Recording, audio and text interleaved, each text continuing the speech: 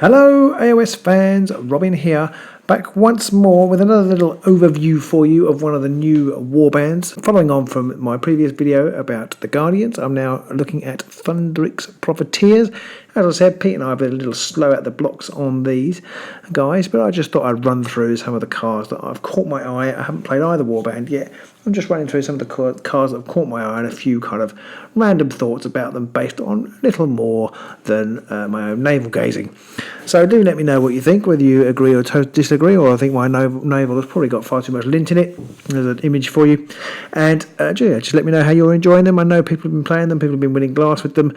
I don't like these quite so much as the Guardians, I think, although I do like the steampunky feel, and I kind of see them as, I don't think they're quite as good, or perhaps they're not as obviously as good, but let me know what you think. I have to say, I found their cards slightly less interesting than the Guardians, particularly the faction-specific ones. I think they're actually the universal ones possibly more interesting, but the faction-specific ones, I found they were kind of slightly weaker versions of already existing cards, or just pretty standard things. So there aren't very many faction-specific cards. I've got Seek the SKYVESSEL, which is a gambit which I quite like because it enables you to move two friendly fighters, make a move action with them, and that actually could be pretty great. So that I can see that being useful, especially as you want to keep Thundrik surrounded by his guys, so you could sort of move out and then use it, and then move it to use them to fall back.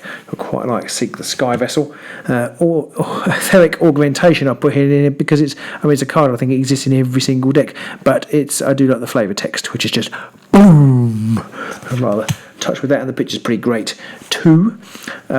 Then another upgrade here. The first upgrade is Paymaster. Reroll one dice in each attack roll made for a friendly fighter adjacent to this fighter. So rerolling dice can be pretty great, and obviously you are trying to keep people close to Thundrik because you want to keep him alive, because he basically is the linchpin, absolute linchpin of the warband because of his inspire condition. So I can see that Paymaster could be really good for these guys, and it enables you to reroll dice, which is obviously always really useful. And a couple of objectives that caught my eye: live by the code, score this in an end phase if you did not discard any objective cards in the preceding action phase. If you do, you cannot discard any objective cards in this end phase.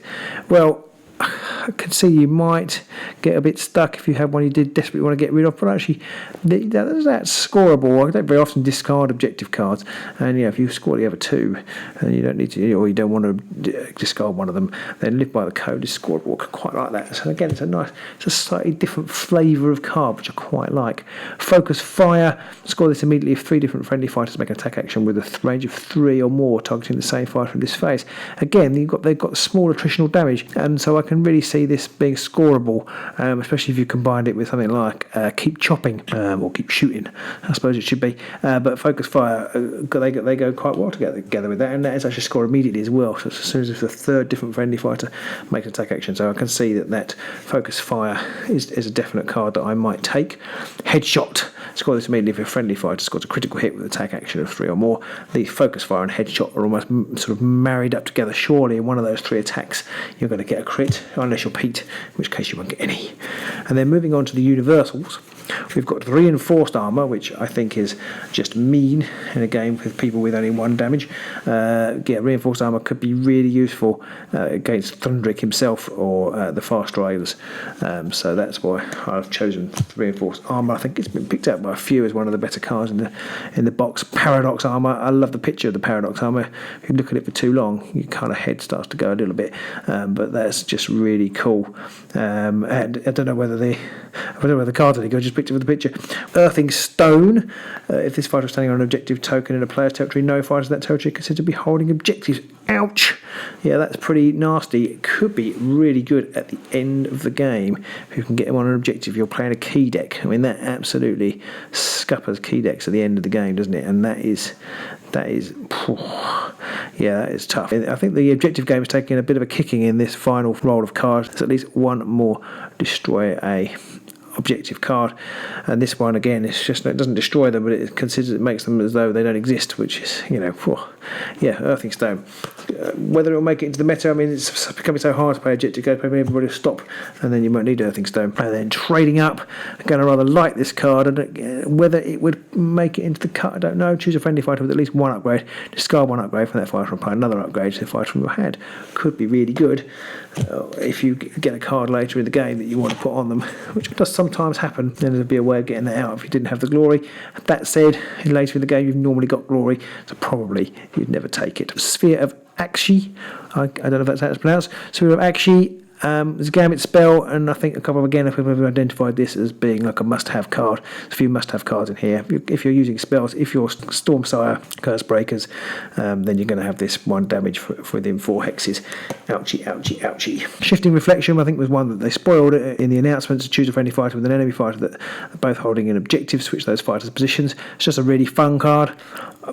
Whether I would use it, I'm not sure, but it could be useful. I could definitely see such situations where it would be really useful, keys being one of them. It could also get a fighter into a really good position for you. Just imagine putting something like fuel on an objective, using Regal Vision to inspire him and then flipping him over with somebody else to put him right deep in the enemy half. Could be pretty good. So that Shifting Reflection, I've got quite like that card. Empathic Exchange as a Gambit spell, just 1. Again, I like the mechanic in this card. Whether I would use it or not, I don't know. If this spell is cast, use a friendly fighter adjacent to the caster, take up to 2 wound takers from that fighter's card and put them on the caster's fighter's card. It could be useful for the Curse Breakers. Again, you're kind of upping at your magic, and you could distribute those wounds around. I'm not sure in the other circumstances, because you're really trying to keep your casters alive in this game if you've got lots of spells, and whether you'd want them to take on that burden of 1 or 2 extra hit points, I don't know. Maybe if you've got something like Tainted Vitality or the new Life Surge card, maybe you might use it. So it adds up an interesting area that we haven't quite explored, of kind of moving your wounds around cards. Could be interesting for future warbands and future direction the game might go. Maybe AETHERFLUX. I really like this card. Use it in the next until the next power step. Spells that would require lightning instead require focus, and vice versa. And for those of you who've got tough focus spells in your hand, then this is brilliant. AETHERFLUX. Again, it's a little bit card dependent, but for Vortimus with his spell attack action or Stormstar with his spell attack action, that could be the start of something. Get Vortimus inspired and then really start meeting out the damage with him. So I think that AETHERFLUX is a good card. Certainly I would pick it if I was playing Eyes of the Nine. Versatile Fighter I find quite an entertaining card. There's quite a few heroes in the game who can use it. It's basically you've got to do a range action and a range of 3 and a range of 1 or 2 attack action in the game. And there's quite a few who can do good damage. So the Fast Riders have come to mind, Thundrik maybe, and of course Stormsire himself. So versatile fighter for those versatile fighters in the game could be good to score. Death from Afar, score this immediately if a friendly takes an enemy fighter with at least 3 hexes from that fighter. This again is very scoreable these days. There's quite a few. Get your timing right with your attritional damage cards, and then pew pew them for a damage with that could be really good, and it's a score immediately. So I quite like Death from Afar. Calculated Risk. Everybody everywhere has talked about Calculated Risk. I won't say very much about it other than to agree it's a must-have card. And then Sound Finances. Now Sound Finances kind of bridges that gap between Frugal and Hoarder, which I think is 1 and 3 glory. 5 unspent glory points for 2. I reckon I might end up taking that. Could I end up taking that? Is actually a specific card. I hadn't noticed that. It is actually a Thundrik Profiteers specific card. I must have got muddled up there, but I can really see myself taking that with them if that's how my game plan works out.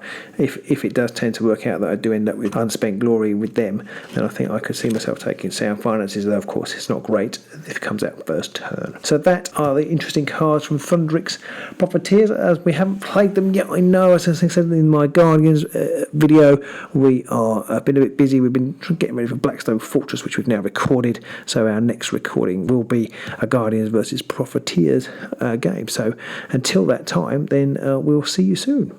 Bye.